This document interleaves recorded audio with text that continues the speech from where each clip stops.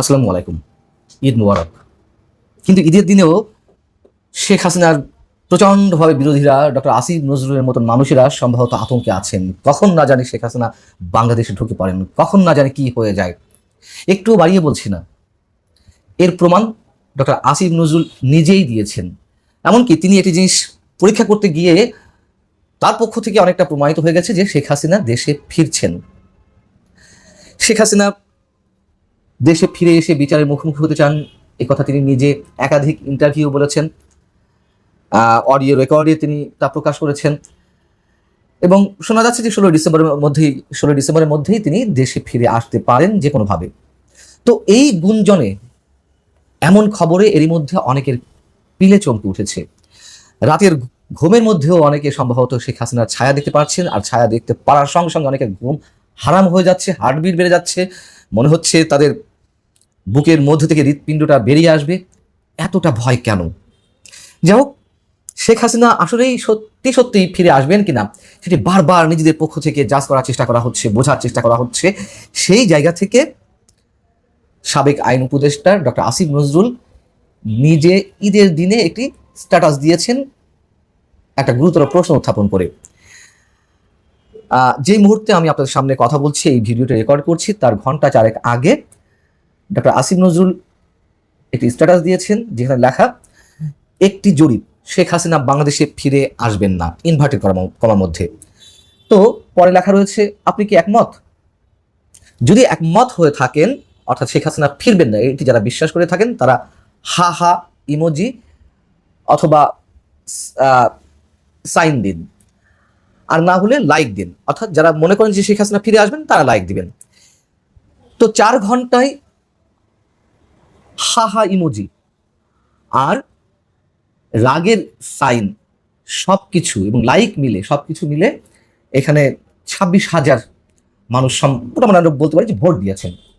তো লাইক পড়েছে এই 4 ঘন্টায় 15,000, অর্থাৎ যারা বিশ্বাস করেন যে শেখ হাসিনা ফিরে আসবেন। রাগের সাইন পড়েছে, অ্যাংরি সাইন 800-ও বেশি এই 4 ঘন্টা পর্যন্ত, অর্থাৎ প্রায় 16,000 মানুষ মনে করছেন যে শেখ হাসিনা ফিরে আসবেন। তার মানে প্রায় 64% মানুষ ডক্টর আসিফ নজরুলের যে প্রশ্ন, শেখ হাসিনা বাংলাদেশ ফিরে আসবেন না, এটির বিষয়ে একমত পোষণ করছেন না। তারা মনে করছেন শেখ হাসিনা ফিরে আসবেন। আর তিনি বলেছেন, যদি তার এই মন্তব্যের সঙ্গে একমত হন যে শেখ হাসিনা ফিরে আসবেন না, তাহলে হা হা সাইন দিন। তো হা হা সাইন করেছে কত? 9,500, অর্থাৎ 36-37% মানুষ মনে করছেন শেখ হাসিনা ফিরবেন না।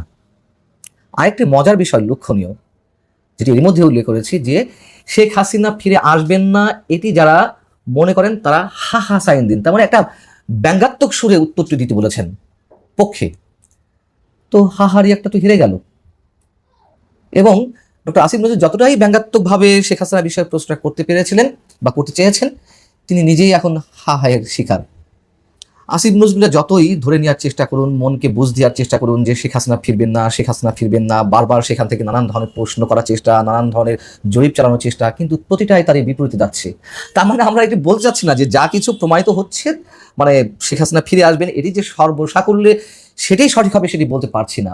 তো বাস্তবতা হচ্ছে শেখ হাসিনা ফেরার সম্ভাবনা অনেক বেশি, যদিও কেউ কেউ এটিকে স্ট্যান্ডবাজি মনে করছেন, কেউ কেউ গলাবাজি মনে করছেন, চাপাবাজি মনে করছেন। যেটি হোক না কেন, আসিফ নজরুল্লাহ ডক্টর আসিফ নজরুল বা মাহফুজ আলমরা যাই বলুন না কেন, যাই বোঝাতে চান না কেন, তারা যে এক প্রকার আতঙ্কে আছেন সেটি স্পষ্ট।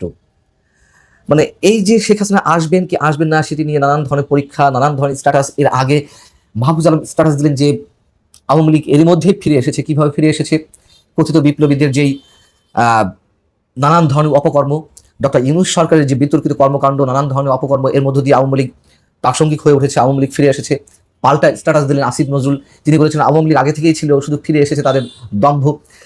মানে কত ধরনের মন্তব্য, কত ধরনের পরীক্ষা আমরা এই কদিনের মধ্যে দেখতে পাচ্ছি।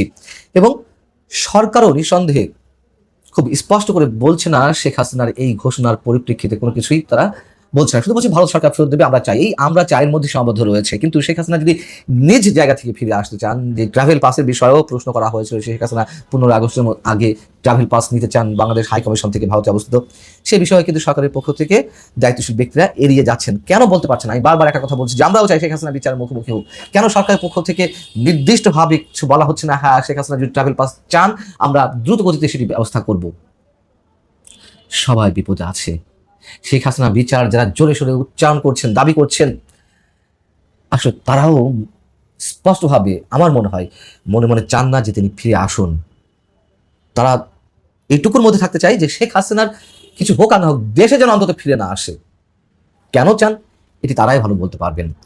তবে নানান ধরনের সিমটম তো দেখা যাচ্ছে। ডক্টর মোহাম্মদ ইউনূস বুধবারই দেশ ছেড়েছেন প্যারিসের উদ্দেশ্যে। তারই দেশ ছাড়া নিয়েও নানান ধরনের প্রশ্ন রয়েছে।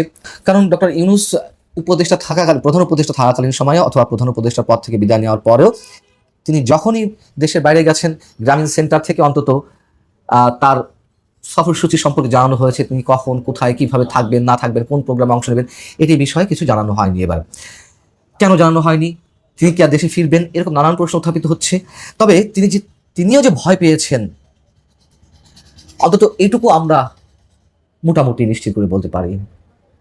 জনরোষ যেভাবে বাড়ছে, তাতে তার মানে দেশের বাইরে যাওয়ার বিষয়টি যদি আগাম কোনোভাবে কেউ জেনে যান, তাতে মবের শিকারও হতে পারেন, এই আশঙ্কা তো তার রয়েছে, যেহেতু মবের জনক তিনি বাংলাদেশে। অতএব এইবার অন্তত তিনি নীরবে দেশ ছেড়েছেন। তিনি আদৌ ফিরবেন কিনা আমরা জানি না, নিশ্চিত করে কিছু বলা যাচ্ছে না। তবে ভয় যে নানানভাবে ডক্টর ইউনূস সহ তার সাবেক উপদেষ্টাদের আষ্টে পৃষ্ঠে জড়িয়ে ধরেছে, এটুকু নির্দ্বিধায় বলা যায়। আল্লাহ হাফিজ, ভালো থাকুন সবাই।